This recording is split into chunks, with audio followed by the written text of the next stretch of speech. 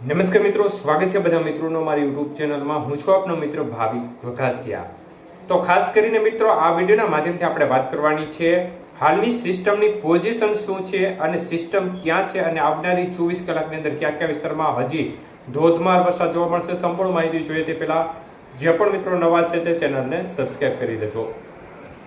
તો મિત્રો સિસ્ટમ ગઈકાલે ડિપ્રેશન હતી અને આજે વહેલી સવારે સિસ્ટમ છે તે નબળી પડી અને વેલ માર્ક લો પ્રેશરમાં ફેરવાય છે. તો સિસ્ટમ હજી નબળી પડવી જરૂરી છે તો જ વરસાદની માત્રા વધશે. અને આમ જોવા જઈએ તો દક્ષિણ ગુજરાતના ભાગોમાં છેલ્લી 24 કલાકની અંદર રીતસરનું મેઘતાંડવ સર્જી રહ્યું હતું અને દક્ષિણ ગુજરાતના એમાં પણ ખાસ કરીને સુરતના અંબિકામાં છેલ્લી 24 કલાકમાં 24 ઇંચ જેટલો ભારે વરસાદ જોવા મળ્યો છે. તો આ સહિત અનેક એવા સેન્ટરો છે જેમાં વરસાદના આંકડા 15 ઇંચ કરતા પણ વધુ જોવા મળી રહ્યા છે દક્ષિણ ગુજરાતના ભાગોમાં. તો સૌરાષ્ટ્રના ભાગોમાં પણ સારો વરસાદ રાત્રિથી ઘણા ખરા ભાગોમાં, જેમાં મોરબી જિલ્લો છે, સુરેન્દ્રનગર, બોટાદ જિલ્લો છે, ભાવનગર, અમરેલી, રાજકોટ જિલ્લાના ભાગો છે તેમાં સારો વરસાદ અનેક વિસ્તારમાં જોવા મળ્યો છે.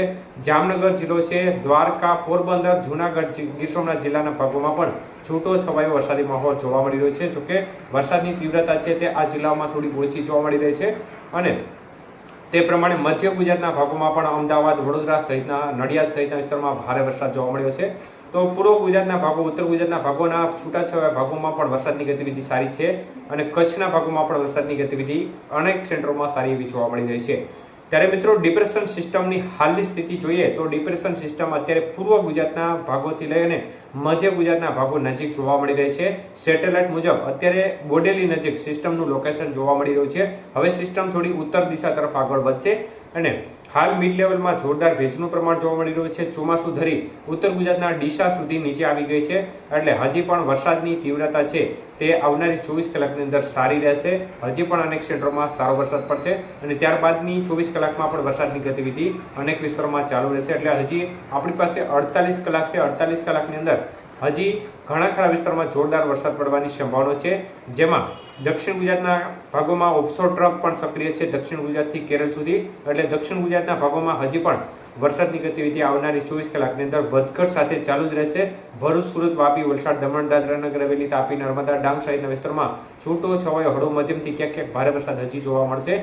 મધ્ય પૂર્વ ગુજરાતના ભાગોમાં ખાસ કરીને મધ્ય ગુજરાતના ભાગો અમદાવાદ, આણંદ, ખેડા, ગોધરા તેમજ નડિયાદ, ખેડા આજુબાજુનો, વડોદરા આજુબાજુના ભાગો છે તેમાં વરસાદની સારી સંભાવના હજી આવનારી 24 કલાકની અંદર રહેશે. પૂર્વ ગુજરાતના ભાગો છે તેમાં પણ છૂટો છવાયો વરસાદી માહોલ જોવા મળશે.